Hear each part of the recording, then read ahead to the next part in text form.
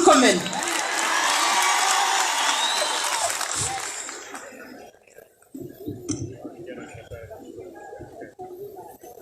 Asante sana. Your Excellency, the Deputy President, the family of Mama Esther Chergat, na pamoja na viongozi wenzangu kiwa na Governor Lee, Governor wa Baringo, Kiptis, viongozi wenzangu wengine wote wenye wako hapa, viongozi na Susan ambaye ni the People's Whip kwa Senate. Sasa sisi tumekuwa the People's something, ile ilikuwa People's something ndio sisi. Na waombolezaji wote, amjambo. Bwana asifiwe. Mimi nimekuja hapa kwanza kama rafiki ya Paul. Paul na mke wake niliwajua kitambo kidogo. Na mimi nimekuja hapa kusema pole sana kwa kumpoteza mama yenu. Tunasema pole na tunashukuru Mungu pia aliwapatia mama ambaye alikuwa good mentor na kuchunga na kuwachunga nyinyi wote na ndugu zako na dada zako mpaka mmefika mahali ambapo mmepata marafiki kiasi kwamba naibu wa rais ako hapa, magovernors, wajumbe, MDs, watu wengi na mahustlers wamepata nafasi ya kuja hapa. Paul, tunataka kusema your mom was a great person because you can see from the testimony yenye unaona hapa. Na unajua kuna watu wengine hata kitu ikifanyika hata afariki namna hii majirani hawezi kuja kwa sababu siku yenye walikuwa wanaishi au kuwa nafungua mlango kwa majirani. Na mimi najua mama tu kupitia matunda yake ambaye ni Paul. Huyu Paul nilijua yeye 202, 203, 204. Alipokuja huko nilikuwa nasoma University of Nairobi School of Law na Paul akakuja kubadilisha our neighborhood, akalete engine petrol station na duka ingine hapo, akaweka hapo akaweka vitu mingi including unajua sasa mimi ni hustler wa Mbogutu kwa sababu nimejua sana mambo ya inaitwa nini chocolate ilikuwa tumewekewa hapo. Sasa tulikuwa ukipata mtu yako kwa shule hapo na unajua ilikuwa late mpaka usiku yote. So ukipata mtu yako si mnajua tu ukipata tulikuwa tunasoma lakini tulikuwa tunaangalia pia. Ukipata mtu unapeleka engine unanunulia nini hiyo chocolate. Kumbe inaleta mapenzi kukaribia kidogo. Na hata ukikutana na Paul hapo alikuwa anasema leo Murkomen enda na hii moja. So nikafanya namna hiyo mpaka nikapata bibi. So huyu Paul ni mtu mwenye nimemjua kwa muda. Na is a friend to so many lawyers because we were students that time. Na wamegraduate, some of whom wamenituma na condolences zao. Na Paul amebadilisha sura ya mchezo na sports sio kwa Kenya, kwa dunia. Ukiona anaitwa Dr. Paul ni contributions ya ile leadership ako nayo. Na hiyo leadership imetoka kwa mama yake. This is the first Kenyan to run sub 5 na kuweka world record. Na ilikuwa around that time, that was 2 or 3, you know. Na pia if there is something, because mimi nimeenda shule nisomea St. Patrick's, county yangu iko na athletes wengi sana, nimeona wengine hapa. If there is an example we get from people like Paul, is that he is an example in and off the field. Na yeye ni mentor kwa wakimbiaji wengi sana na sportsmen wengi, not here but all over the world. Na ukitaka ujue, jaribu ukimbie hata kwa wiki moja tu, jaribu kuimba 10 kilometers, 20 nini. Paul, pengine wewe ujui, unaona Kiptoo huyo your nephew. Tuko kwa club moja ya kukimbia kwa Nairobi. Hata nimepotea for 1 week, naona tumbo imeanza kuongezeka for 1 month I mean. Tunakimbia, unakimbia hiyo kitu, ukifika 10 kilometers unashangaa ulikuwa unafanya nini na hii kitu. Ya, hata pengine niseme tu hapo hata DP asipotaka, tulienda kukimbia na yeye the other day. Tukaenda na yeye namna hii, lakini alijikasa akaniambia sitaki kubali wa mama wanijide. So, sports and sportsmen wamebadilisha nchi yetu. And Paul, I am not flattering you. We are very proud of you. The contribution that you've made and the contribution our athletes in this country have made is nothing compared to what we have done as politicians. Ile yenye umefanya na wakimbiaji kama ambassadors, kama investors, kama kubadilisha maisha ya watu through mentorship. We've come here to celebrate your mom because she's part of great women who've given birth to great people who have changed not Kenya but the world. That's why we're here. Sasa unaona hata nilikuwa Kisumu huko nikachikaza tu kuja hapa, na nashukuru naibu wa rais aliniwezesha kwa sababu I really wanted to be here and to say these words that we really very proud of you. Na kwa mambo ya Kenya, si mnajua mimi ni mtu sasa siku hizi, mimi ni member ya Jubilee kabisa ndani, lakini niko backbencher siku hizi kwa Senate. So huko nyuma hapo mimi naona sasa maneno mzuri sana. Mimi nimeona sasa, unajua kuna ile ukiwa majority leader uone vizuri. Hata mambo ya Baringo huko mimi natetea sasa vizuri hata kuliko siku ile nyingine. Yeah?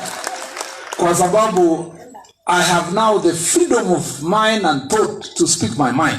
Na so naibu wa rais unisamee. Siku ile nyingine nilikuwa nachunga maneno yangu kwa sababu nilikuwa hapo mbele, kwa napewa kiti karibu na rais hapo kila saa yote State House wapi. Sasa wacha niwaambieni ukweli. Ile shida tuko nayo kwa dunia hii na kwa siasa ya Kenya. Na kwa nini Kenya isongi mbele? Ni shida ya unafiki. It is actually, that is what is killing Kenya. Ile inaitwa unafiki, inaitwa ni kwa Kiingereza inaitwa hypocrisy. We have the worst form of hypocrisy in this country. And that hypocrisy inatokana na watu ambao wanajitafutia ubinafsi.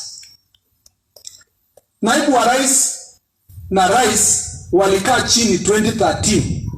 Wakasema tunataka kuunganisha Kenya.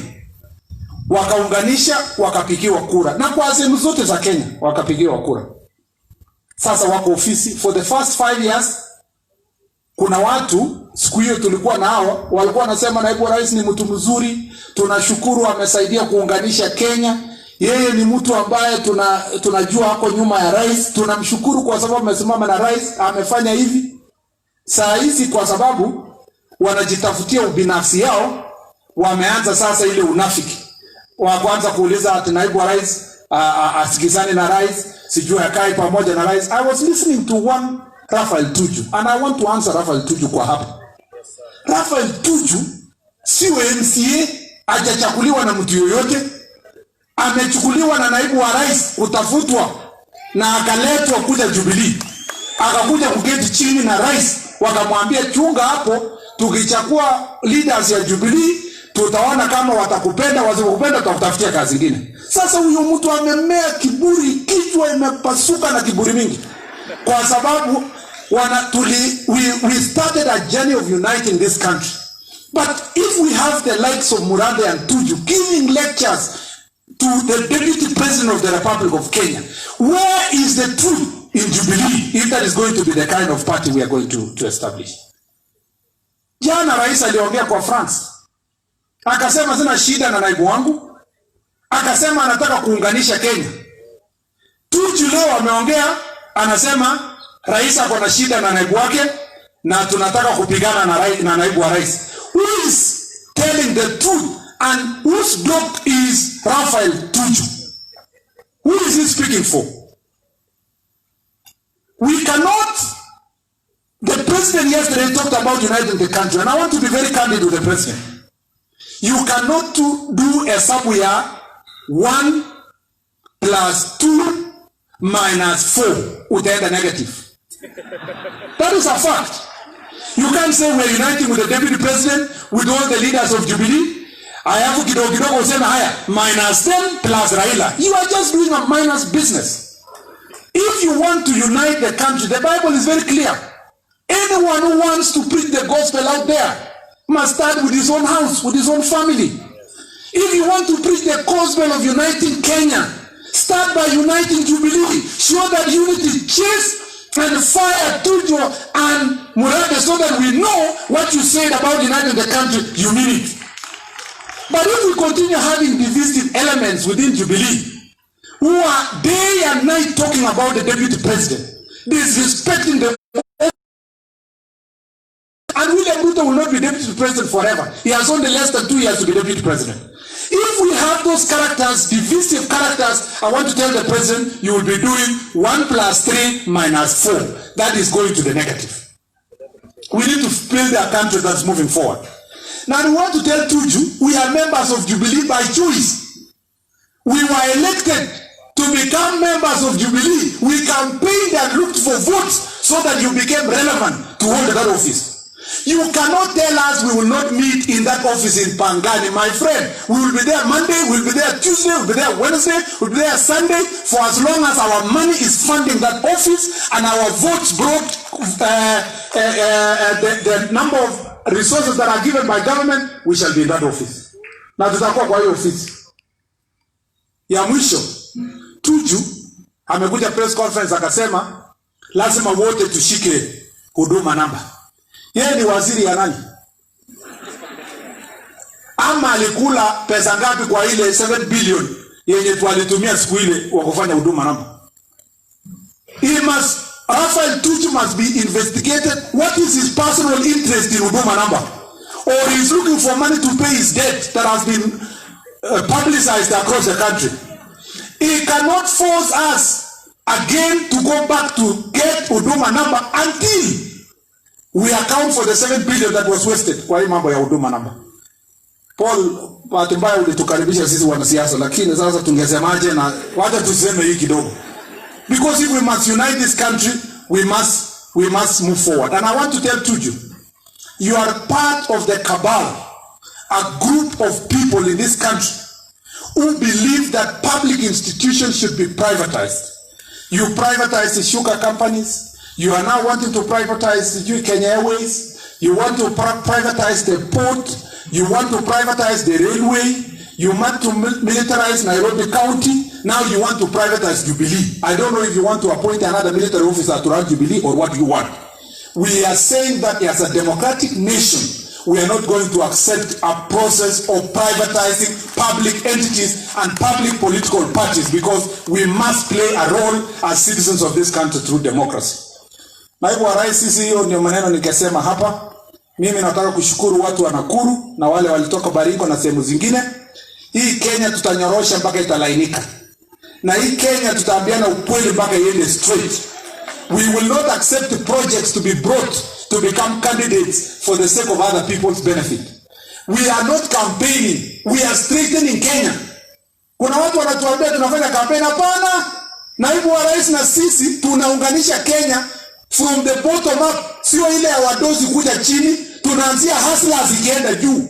And that is where we want to take Kenya. Ikifika siku ya elections tutaongea mambo ya elections. But today we are only speaking about how to unite the Kenya nation bottom up, not up down.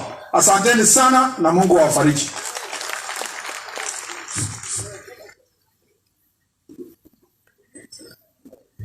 Asante sana Senator Kipchumba Murkomen.